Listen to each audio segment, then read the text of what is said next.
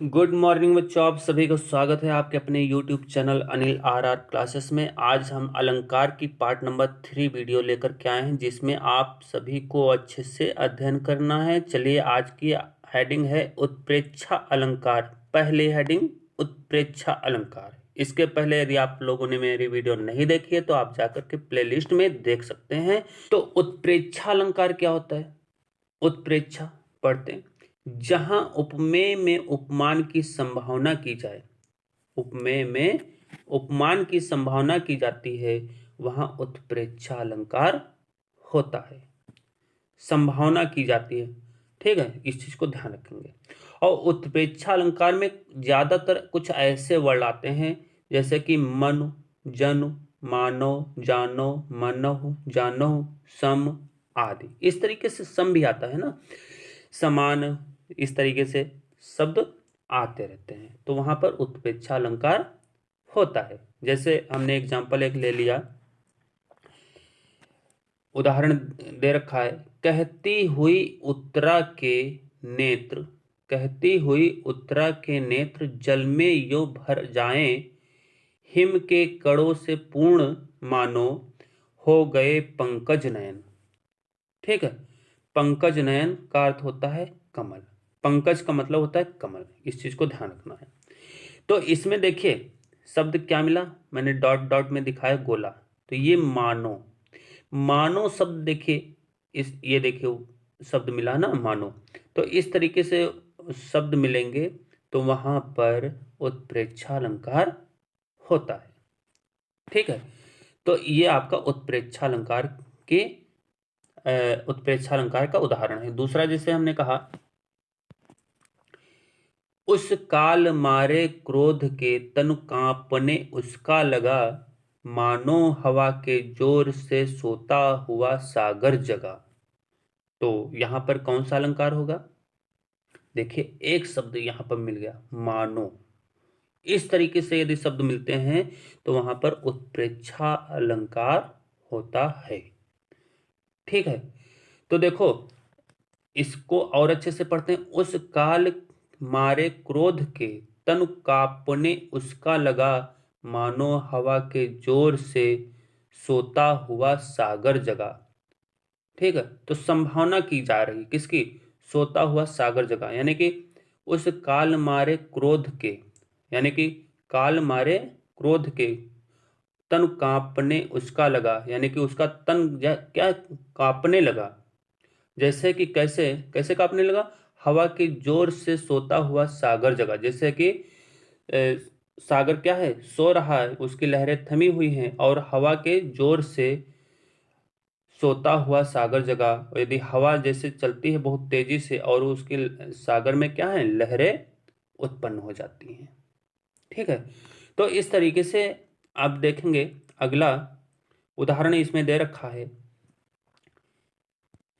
सोहत ओढ़े पीत पटु श्याम सलोने गात, मनो नील मन शैल पर आतप पर्यो प्रभात।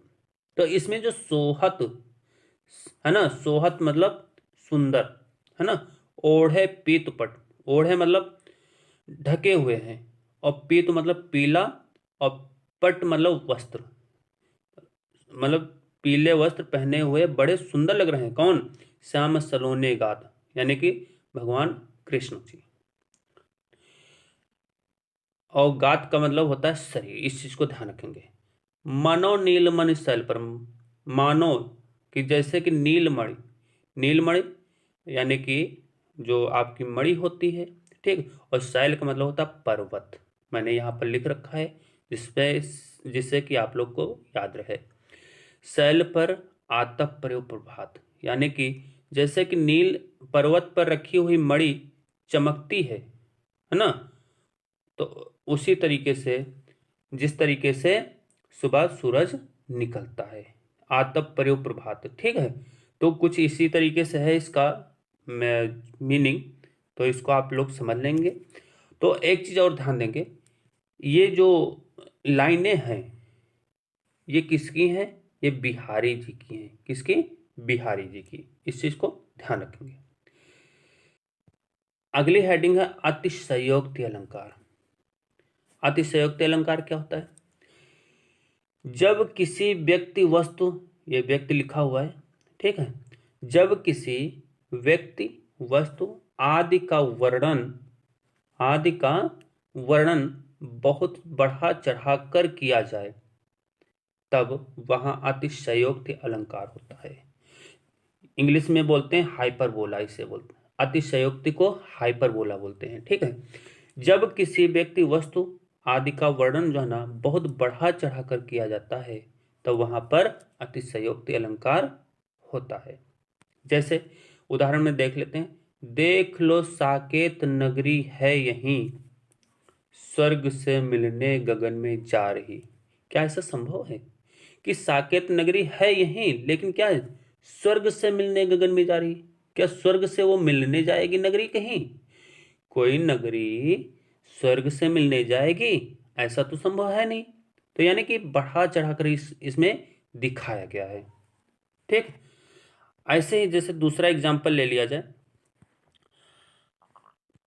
हनुमान की पूंछ में लगन न पाई आग, लंका सगरी जल गई, गए निशाचर भाग।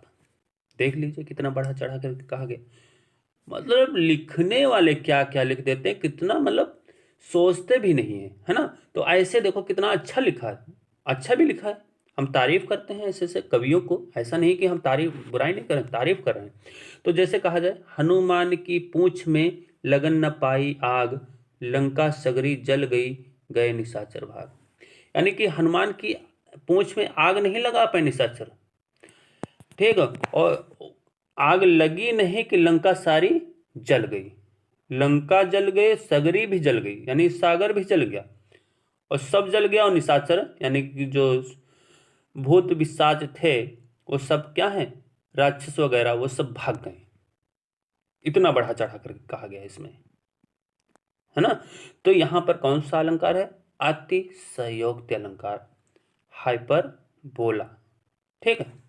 चलिए आगे चलते हैं। अगला एग्जाम्पल इसमें दे रखा उदाहरण, पड़ी अचानक नदी पार, पड़ी अचानक नदी पार, घोड़ा कैसे उतरे पार, राणा ने सोचा इस पार, तब तक चेतक था उस पार। अब देख लीजिए, यानी कि महाराणा प्रताप घोड़ा पर बैठे हुए जा रहे थे, अचानक नदी आगे सामने पड़ गई, और क्या हुआ, उन्होंने सोचा कि हम उस पार कैसे जाएं, यानी कि घोड़ा को नदी कैसे पार कराएं। राणा इस बात को सोच ही रहे थे कि वो सोच भी नहीं पाए, उनको वक्त भी नहीं लगा, और कि चेतक उस पार निकल गया, ऐसा इसमें कहा गया है। तो ये देखिए क्या बढ़ा चढ़ा करके नहीं कहा गया। तो यहां पर क्या है, अतिशयोक्ति अलंकार है, ठीक है। तो इस तरीके से यदि सेंटेंस मिल जाते हैं तो वहां पर क्या होते हैं, अतिशयोक्ति अलंकार होता है। चलिए आगे चलते हैं। अगली हेडिंग है मानवीयकरण अलंकार। मानवीयकरण अलंकार क्या होता है, इसको ध्यान से पढ़ेंगे, समझेंगे। जब प्राकृतिक वस्तुओं, यानी कि नेचुरल जो वस्तुएं होती हैं, प्राकृतिक वस्तुएं होती हैं, ठीक है, नेचुरल थिंग्स जो होती हैं, जब प्राकृतिक वस्तुओं जैसे पेड़ पौधे, बादल आदि में मानवीय भावनाओं का वर्णन हो, यानी कि मानवीय यानी कि जो मनुष्यों में जो भावनाएं होती हैं वही पेड़ पौधे और बादलों में पाई जाएं, यानी कि प्राकृतिक वस्तुओं में पाई जाएं के बारे में मतलब वर्णन किया जाए। या ऐसे कहा जा सकता है कि निर्जीव चीजों में, यहाँ पर निर्जीव लिखेंगे, जैसे कि निर्जीव चीजों में सजीव होना पाया जाए, वहां मानवीयकरण अलंकार होता है, ठीक है। तो जैसे हमने कहा, उषा सुनहले तीर बरसती, जय लक्ष्मी सी उदित हुई। यानी कि उषा, उषा यानी कि क्या होता है, सुनहले तीर बरसती। उषा आप समझते हैं क्या होता है, यानी कि सुबह का प्रकाश। सुनहले यानी कि सुबह का जब प्रकाश निकलता है सूर्य के द्वारा तो तीर बरसती यानी कि किरणों के रूप में निकलता है।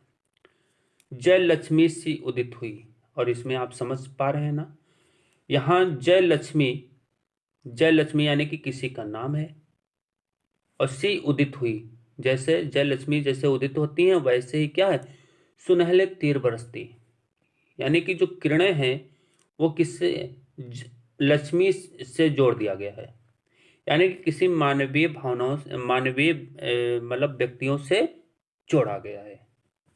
तो यहाँ पर मानवीकरण अलंकार है। फिर से आगे चलते हैं, दूसरा एग्जाम्पल लेते हैं और समझ में आएगा अच्छा सा।